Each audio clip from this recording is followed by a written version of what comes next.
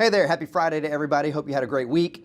What we're continuing to talk about is looking at this particular data set from the home buyers and sellers. And we've been kind of focusing on the top part of it. I'd like to talk a little bit about some of the other things that are down here. When you start looking at where buyers found their agents, you can see they're not high numbers, but they still have value.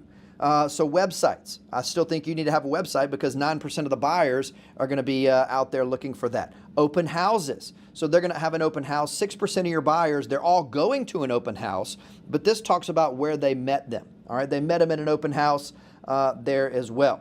For sale signs, we always know that signs are going to have particular value. So I want to tell you, don't discount any of the other things. We want to focus on the top three, but we don't want to discount anything else. They still have value.